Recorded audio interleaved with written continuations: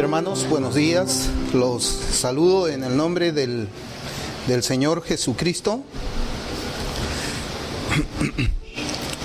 Quiero pedirles que por favor abramos la escritura en Lucas, Evangelio según San Lucas. El capítulo 21, vamos a leer desde el versículo 29 hasta el versículo 38.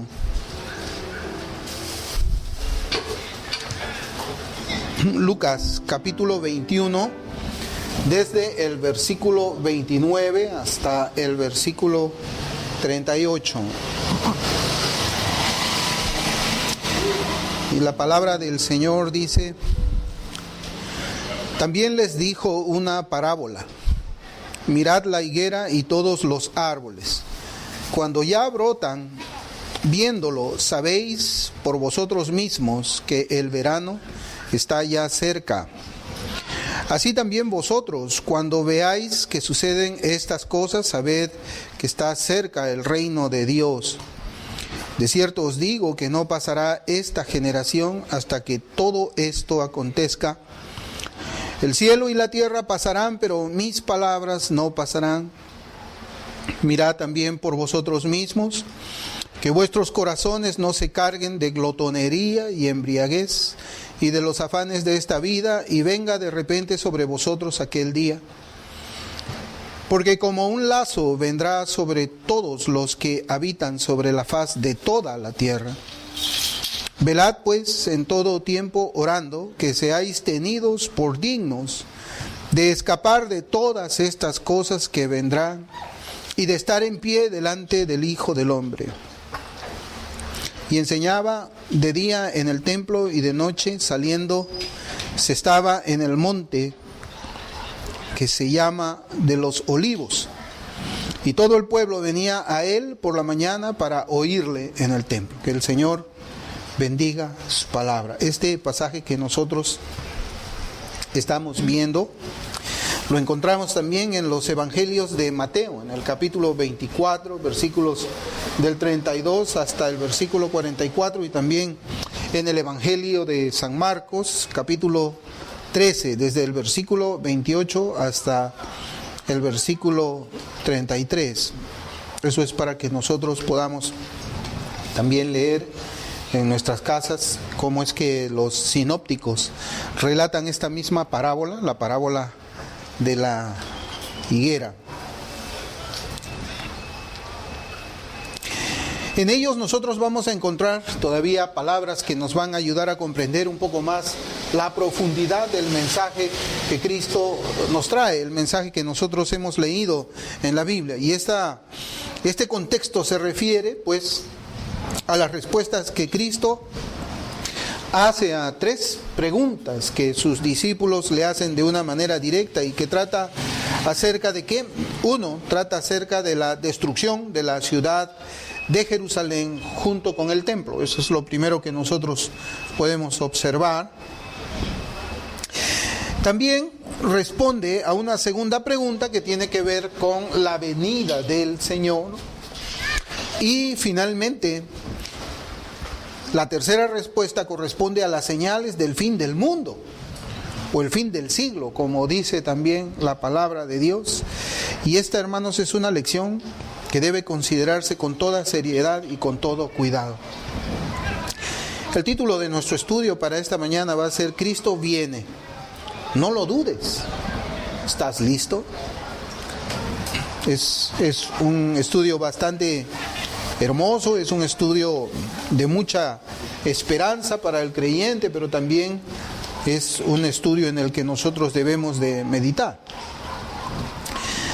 Hace ya como 2000 años atrás el Señor Jesucristo se hizo hombre. Él nació de mujer y tuvo su ministerio de predicación de las buenas nuevas de salvación, llamando a todos sus oyentes al arrepentimiento de los pecados y a la fe en esas buenas noticias, a la fe en su persona como Salvador y Señor, para que finalmente pueda presentarse como un cordero en expiación por los pecados de los pecadores. Eso ha sucedido hace 2000 años atrás y nosotros entendemos, por lo que hemos leído de la Escritura en diferentes tiempos, cómo es que ha sido el propósito de Dios, el plan de salvación de Dios, que comenzó desde la promesa que nosotros encontramos en Génesis capítulo 3, cuando se revela lo que es el pacto de gracia, y también encontramos la culminación del cumplimiento de esa promesa cuando Cristo pues va a la cruz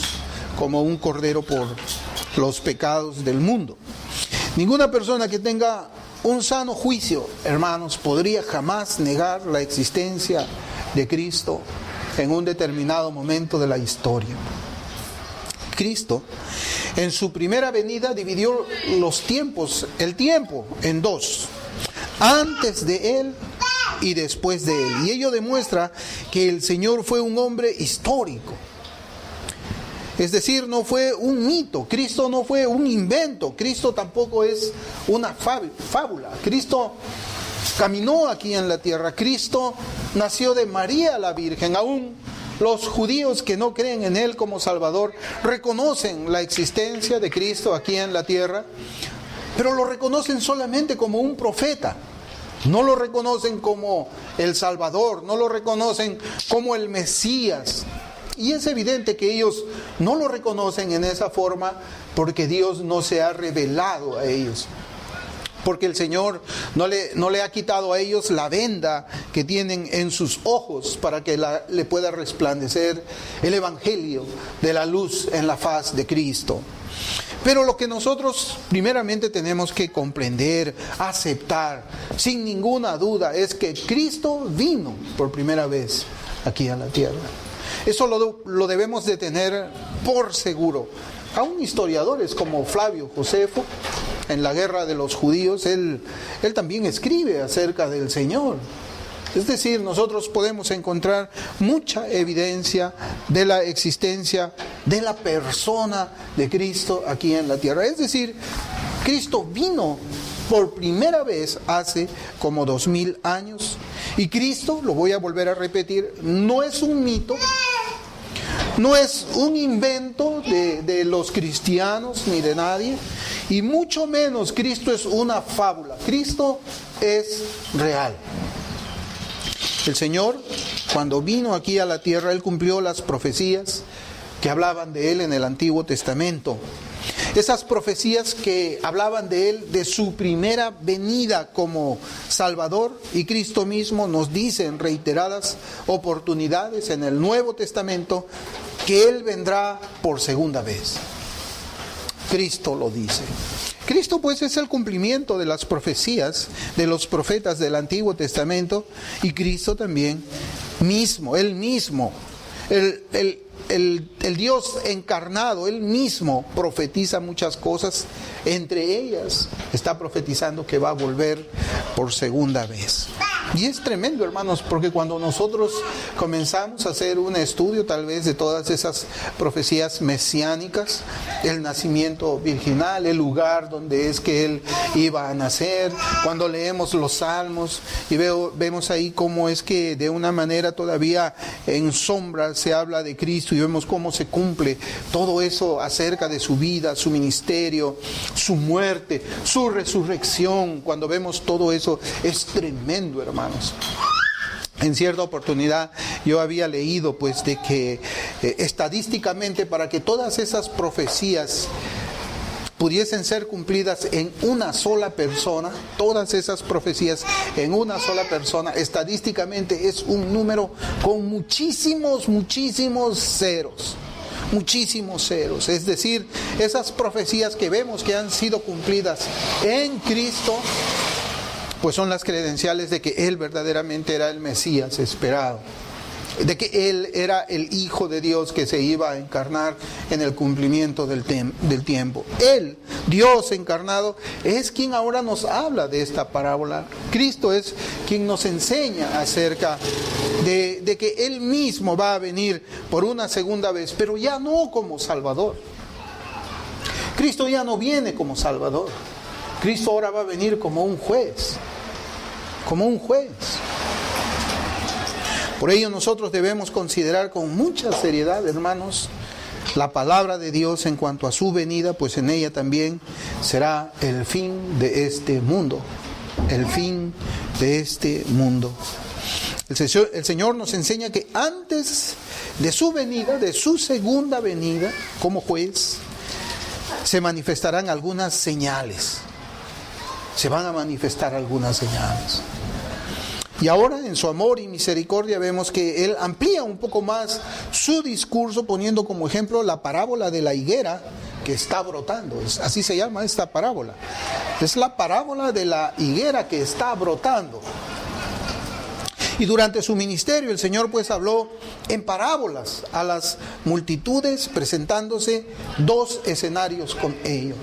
Eso es lo que nosotros vemos. El profeta Isaías, en sus profecías acerca de las enseñanzas del Señor, él dijo que el Mesías, el Cristo, iba a hablar por medio de parábolas.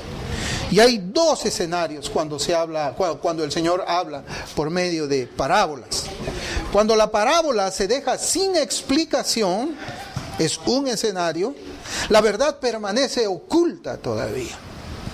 Cuando el Señor la explicaba, la verdad quedaba revelada a los oyentes. Las parábolas pues guardaban el camino de la salvación o la entrada al reino, como nosotros vemos que el Señor así enseña.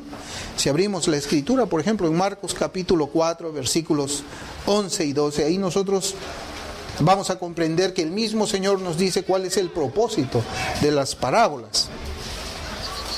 Marcos capítulo 4, versículos 11 y 12 dice: y les dijo: a vosotros os es dado saber el misterio del reino de Dios, mas a los que están fuera, por parábolas todas las cosas, para que viendo vean y no perciban, y oyendo oigan y no entiendan, para que no se conviertan y les sean perdonados los pecados. O sea, aquí nosotros podemos entender de que cuando una parábola queda velada sin su interpretación, sin la explicación de la parábola, de lo que el mensaje se está dando por parábola, las personas no se van a convertir. Es decir, la parábola tiene un propósito salvador, y el propósito salvador está ligado con el propósito del reino de Cristo.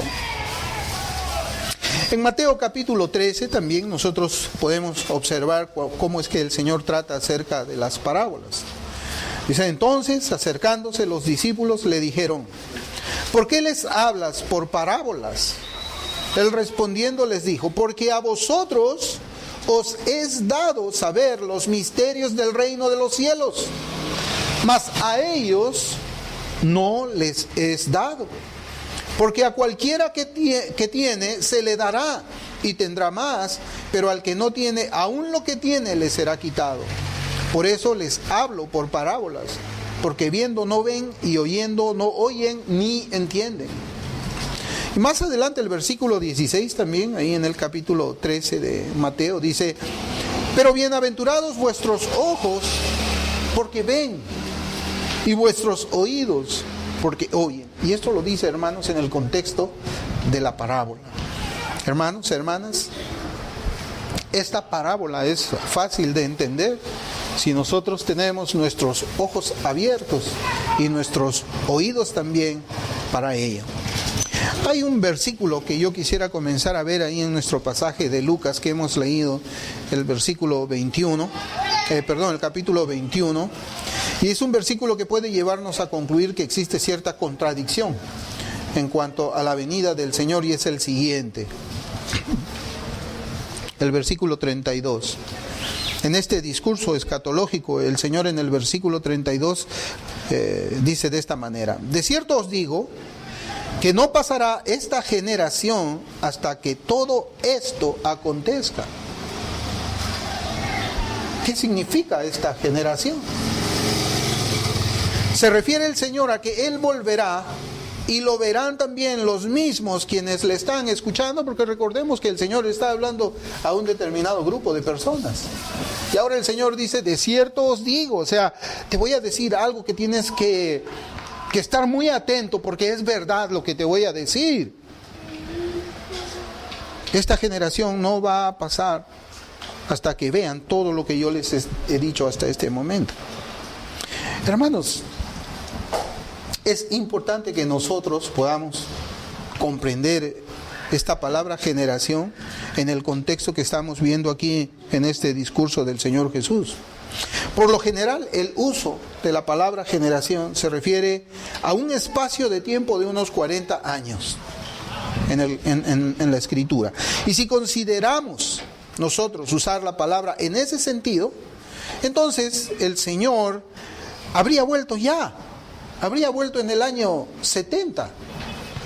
Porque si decimos que esto ocurrió, o este discurso es cuando el Señor Jesús tenía aproximadamente 33 años, más 40 años, que sería una generación nueva, pues estamos hablando del año 73 después de Cristo.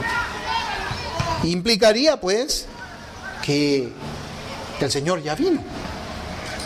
Si es que hacemos una interpretación literal o común, quizás como nosotros mayormente hemos escuchado cómo se predica la Escritura. Sin embargo, hay una palabra que es griega, que ha sido traducida como generación, y esa palabra es geneá, y tiene, hermanos, un significado también distinto al que nosotros normalmente entendemos como generación o un tiempo de 40 años. Geneá también significa, según los siguientes diccionarios griegos, lo siguiente. Miren cómo dice.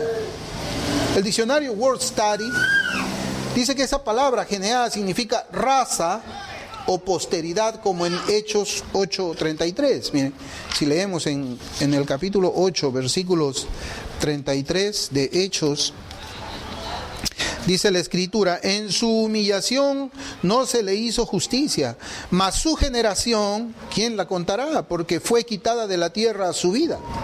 Mas su generación, ¿quién la contará? Aquí está hablando de los descendientes de Cristo.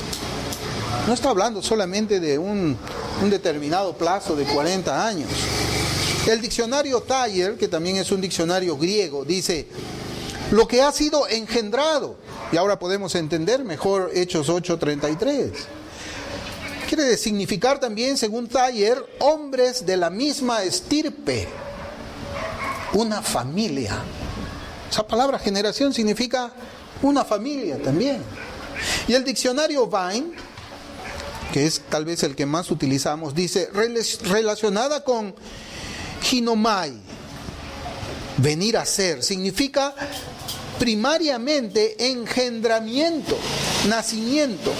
Después, aquello que ha sido engendrado, una familia o miembros sucesivos de una genealogía, como dice Mateo 1:17, o una raza de gentes poseyendo características o llamamientos similares, etc. Entonces, esta palabra generación, cuando nosotros la vemos en este contexto escatológico que Cristo dice: de cierto os digo que no pasará esta generación hasta que todo esto acontezca, no está hablando de un lapso de tiempo de 40 años, o que las personas que están escuchando este sermón del Señor iban a ver todas esas cosas, todas estas 3 preguntas, todos los acontecimientos que el Señor responde a esas 3 preguntas. Entonces, diciendo que hasta este día el Señor no ha vuelto por segunda vez, el Señor no ha venido por segunda vez, lo que Cristo quiso decir es que los judíos de estirpe o raza serán testigos del regreso del Cristo que fue despreciado por sus antepasados. Es decir, Jerusalén y el templo iban a ser destruidas, pero la raza judía no será extinguida en esa oportunidad. O sea, los judíos como raza, como generación, como estirpe, como linaje, ellos todavía como raza iban a sobrevivir. E iban a ver también los descendientes de aquellos hombres que crucificaron al Señor, iban a ver al Cristo viniendo por segunda vez. Hay unas palabras registradas también en los otros evangelios que deberíamos considerar en este estudio que estamos leyendo. Yo quisiera que vayamos a Mateo 24 un momento. Vamos a ver unos versículos. El versículo 33. versículo 33.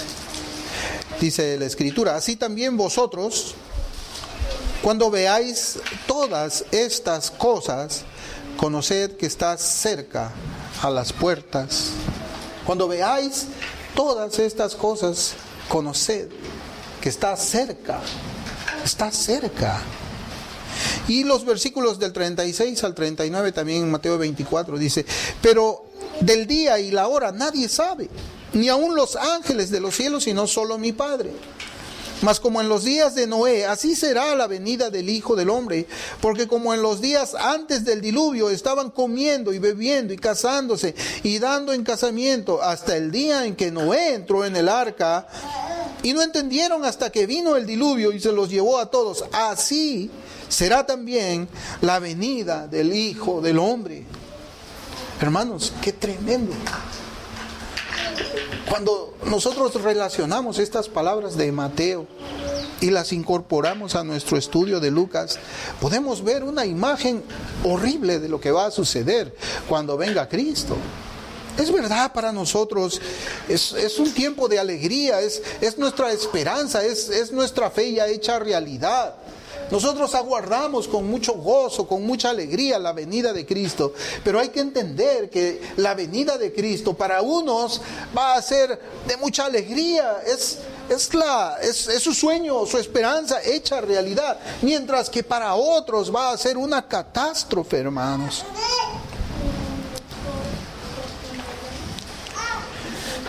Hermanos y hermanas, cuando se vean estas señales profetizadas por el Señor, debemos reconocer que el fin está cerca, está a las puertas. Y Cristo usa una ilustración tomando una higuera para darnos a conocer las realidades espirituales concernientes a la salvación y a su reino.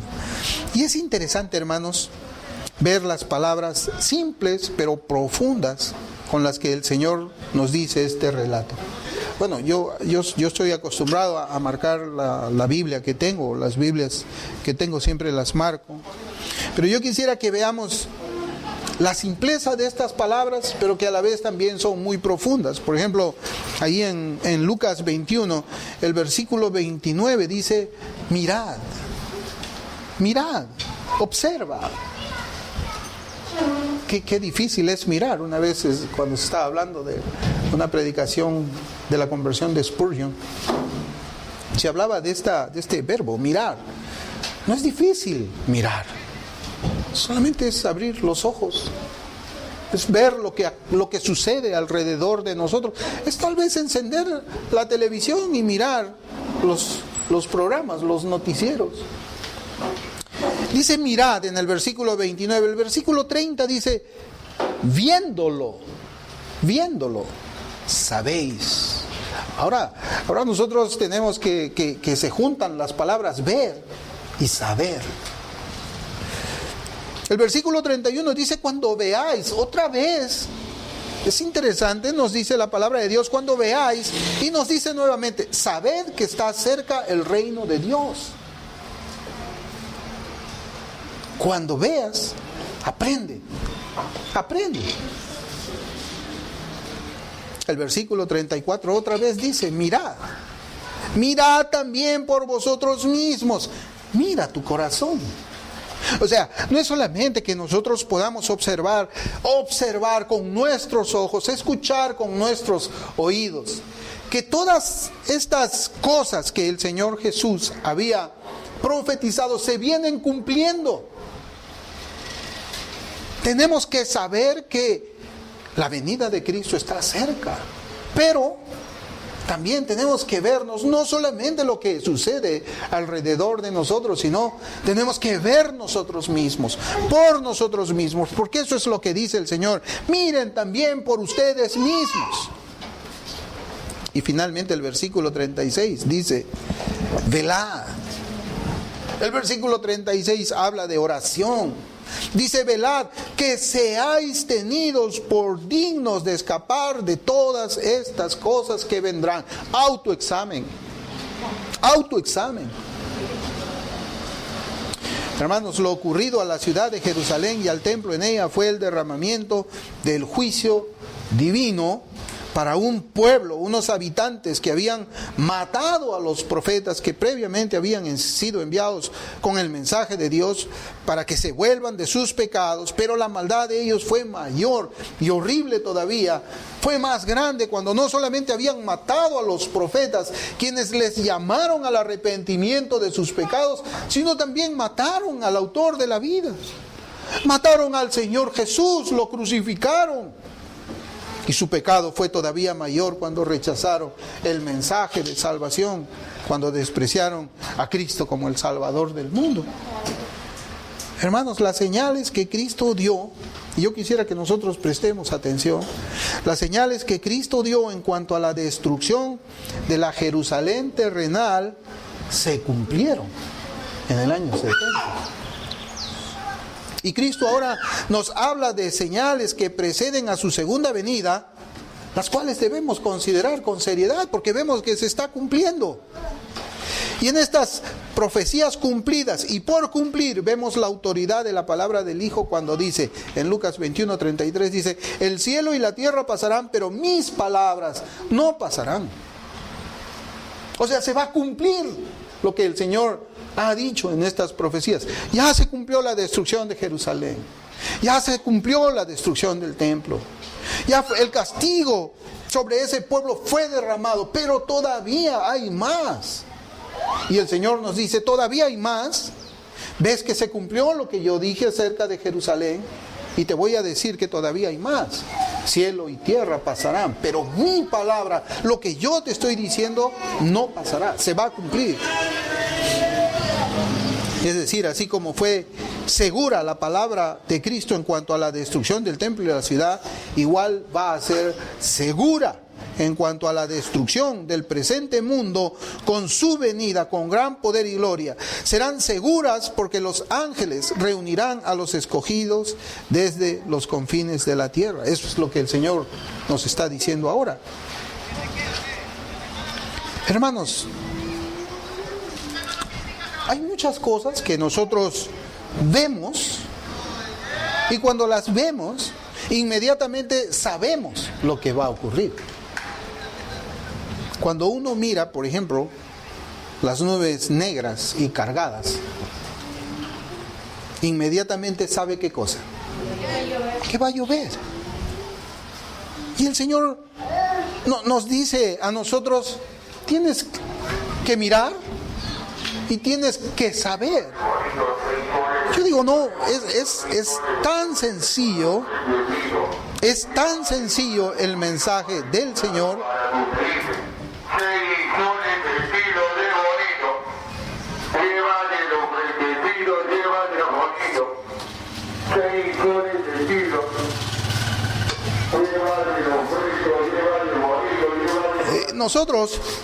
Nosotros hermanos,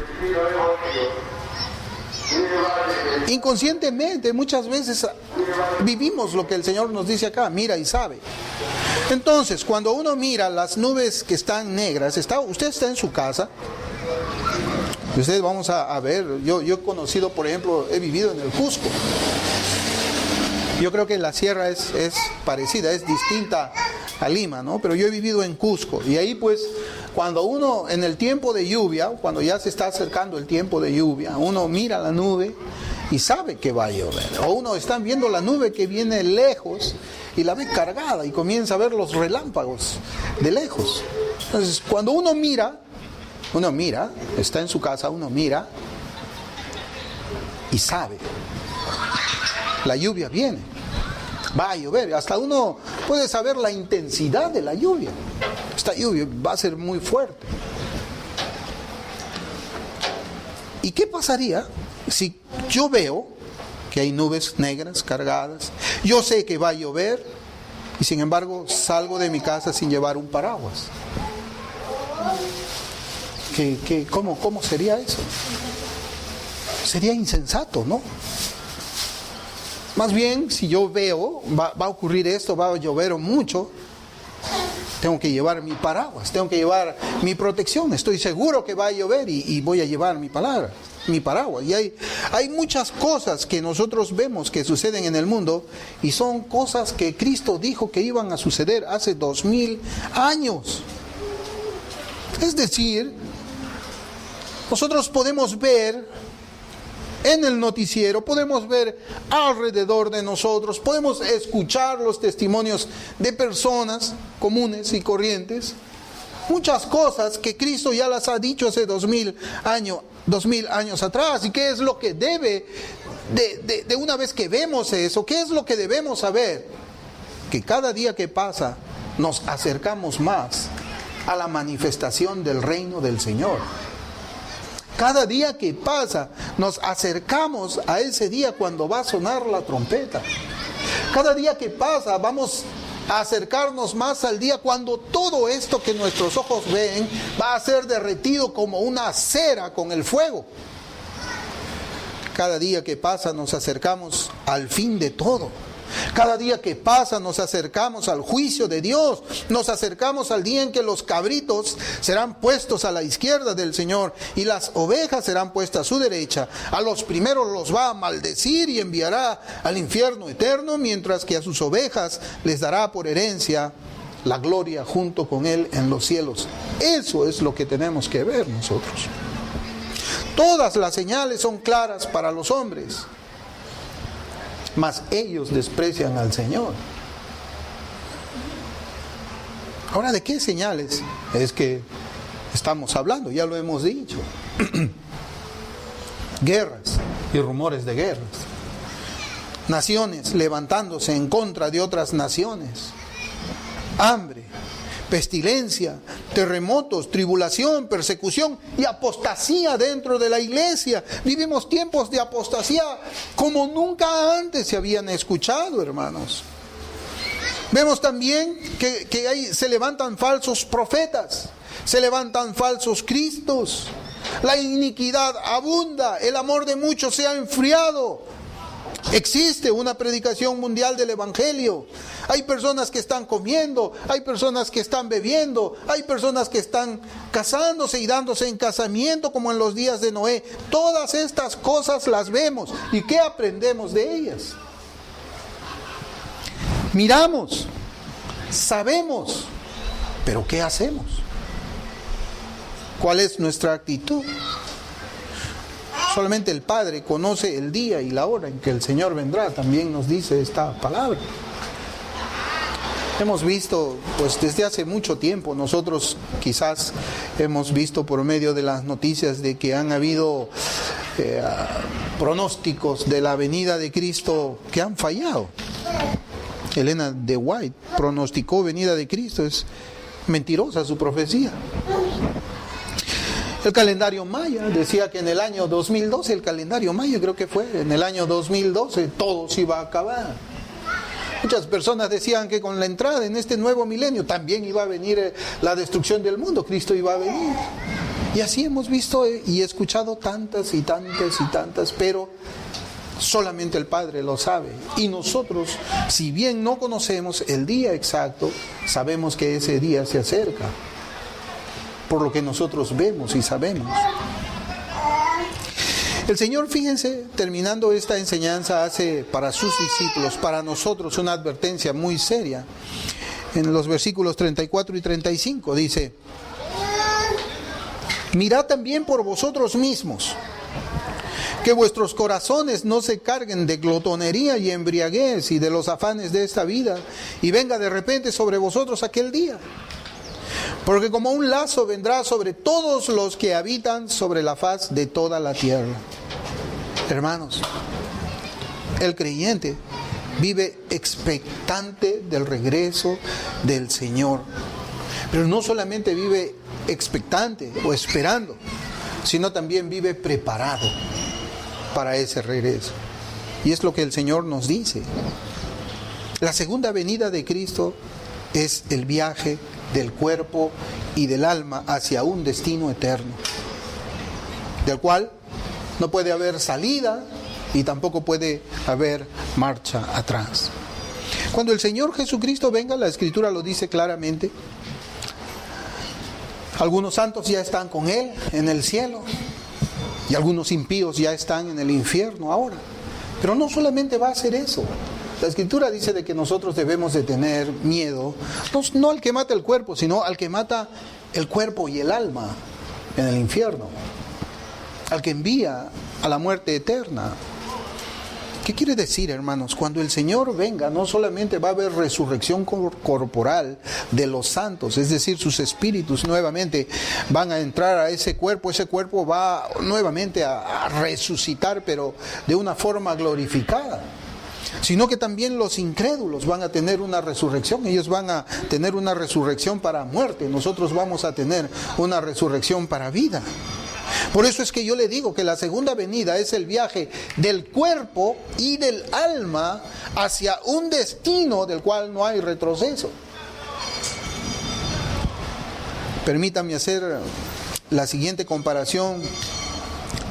Cuando nosotros vemos y sabemos que nos toca hacer un viaje. Cuando nosotros sabemos que nos toca hacer un viaje, ¿qué es lo que hacemos? ¿Qué hacemos nosotros cuando sabemos que vamos a viajar? Bueno, lo que nosotros hacemos es nuestro equipaje, nuestra maleta. Y dependiendo del tiempo y el lugar a donde vamos a ir nosotros, vamos metiendo dentro de nuestra maleta las cosas que vamos a necesitar allí. Y luego que nosotros tenemos nuestro equipaje listo, esperamos el momento en el terminal en que debe partir, sea nuestro autobús, sea nuestro avión. Pero tenemos un equipaje con nosotros cuando viajamos. Por otro lado, la comparación de la venida de Cristo con el lazo que caza una ave, porque eso es lo que dice, porque como un lazo vendrá sobre todos los que habitan sobre la faz de la tierra. Aquí nos está diciendo de un lazo que caza un ave, un pájaro. Nos dice que el Señor vendrá también como ladrón en la noche. No sabemos. La pregunta sería la siguiente, hermanos. No sabemos cuándo Cristo va a venir. Las señales nos indican de que va a ser pronto, que ese día se está acercando. Vamos a hacer un viaje eterno. Y la pregunta es, ¿qué es lo que tenemos en nuestras maletas para cuando el Señor venga por segunda vez? ¿Qué tenemos? ¿Qué equipaje hemos guardado nosotros allí? De repente en esa maleta tenemos guardado amistad con el mundo, amistad con las culturas caídas del mundo. De repente en esa maleta hemos guardado hipocresía. En esa maleta tenemos guardado pornografía. En esa maleta tenemos guardada fornicaciones. Tenemos guardado adulterios. En esa maleta podemos tener avaricia. Podemos guardar tal vez inclinaciones alcohólicas. En esa maleta hemos puesto mentiras. En esa maleta hemos puesto malicias. Hemos guardado en ella tinieblas, obras de las tinieblas e impiedades. Hermanos, ese equipaje, esa maleta, nos suena como un equipaje para viajar al cielo con el Señor Jesucristo por toda la eternidad. No suena así. Ese es el equipaje de una persona que vive la vida como si no hubiera vida después de la muerte. Ese es el equipaje que tiene una persona que no cree que un día tiene que rendir cuentas por lo que hizo aquí en la tierra. Ese es el equipaje de un ateo, de alguien que no cree en Dios. ¿Qué tenemos nosotros guardado en nuestra maleta, preparados, listos para cuando el Señor venga? El Señor no solamente nos hace una amorosa advertencia que hemos leído, también nos trae una tierna exhortación. En el versículo 36 de Lucas 21 dice: velad pues en todo tiempo orando, que seáis tenidos por dignos de escapar de todas estas cosas que vendrán y de estar en pie delante del Hijo del Hombre. Estar en pie delante del Hijo del Hombre significa ser aprobados por el Señor. Dice: velad, orando en todo tiempo. Hermanos, qué terrible debe ser la vida de aquellos quienes no oran de verdad. Alguien dijo una vez, o el pecado te alejará de la oración, o la oración te alejará del pecado. Solamente por medio de la oración nuestras almas pueden recibir esa ración de gracia necesaria para mantenernos lejos de aquello que desagrada al Señor y que contamina nuestras almas y contamina también nuestros cuerpos. Dios es santo y Él demanda santidad para los suyos. Por eso es que en Hebreos 12 dice, sin santidad nadie verá al Señor. Todos van a ver al Señor, aún los impíos van a ver al Señor. Pero este pasaje de Hebreos 12 nos dice ver al Señor con paz en el alma, con paz en el corazón, con tranquilidad en la mente. El equipaje del santo es diferente del equipaje del profano, del incrédulo. Es distinto de aquel que encontró la satisfacción de sus deseos en este mundo caído por el pecado. ¿Cuál es el equipaje del creyente por el cual espera con paz la venida del Señor? Hermanos, el equipaje del cristiano está lleno de tres cosas. Está lleno de integridad. El equipaje del cristiano está lleno de justicia. Y el equipaje del cristiano está lleno de verdad. Yo por eso quiero citar el Salmo 15. Salmo 15. Todo el Salmo vamos a leer, son 5 versículos.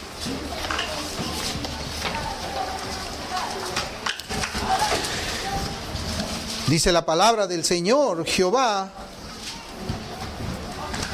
¿quién habitará en tu tabernáculo? ¿Quién morará en tu monte santo? El que anda en integridad y hace justicia y habla verdad en su corazón. El que no calumnia con su lengua, ni hace mal a su prójimo, ni admite reproche alguno contra su vecino. Aquel a cuyos ojos el vil es menospreciado, pero honra a los que temen a Jehová. El que aún jurando en daño suyo, no por eso cambia. Quien su dinero no dio a usura, ni contra el inocente admitió cohecho. El que hace estas cosas no resbalará jamás. Hermanos, es interesante el versículo 2 cuando dice, el que anda en integridad y hace justicia y habla verdad. Quizás nosotros podemos ver aquí las bienaventuranzas. Estos tres, podemos decir, atributos o estos tres distintivos morales, como la integridad, la justicia y la verdad, es el resumen de las bienaventuranzas del Sermón del Monte, es el resumen del carácter cristiano de una persona. Hermano, Cristo viene pronto. Ese es el mensaje que Lucas nos enseña. Cristo viene pronto. Ahora yo te pregunto, ¿qué tienes guardado en la maleta de tu alma? ¿Qué tienes guardado en la maleta de tu alma? ¿Tienes esto? ¿Tienes integridad? ¿Es tu vida íntegra? ¿Andas en justicia? ¿Te esfuerzas por obedecer al Señor? ¿Verdad? ¿Es tu vida aquella que anda por la senda de verdad según lo que el Señor nos da como precepto en su palabra, como mandamiento en su palabra? Hermanos, el mensaje de salvación es hoy. Y el mensaje de salvación dice, arrepiéntete de tus pecados, pídele a Dios de todo corazón que te perdone y que te salve. Que te perdone y que te salve. No confíes en que tú tienes muchos años por vivir. Eso no es así, porque nosotros en algún momento de nuestras vidas hemos conocido a amigos o familiares con menos edad que nosotros, que los hemos dejado en el camino, quienes han terminado muriendo antes que nosotros. Nadie tiene la vida comprada. Nadie tiene la vida comprada. El pasado está en nuestra memoria. El futuro está en nuestra imaginación. Lo que tenemos nosotros es el presente. Tenemos hoy, este momento. Y este momento la gracia del Señor también se ha manifestado por medio de esta enseñanza en el Evangelio de Lucas para llamar al arrepentimiento y el perdón de los pecados. Vamos a orar.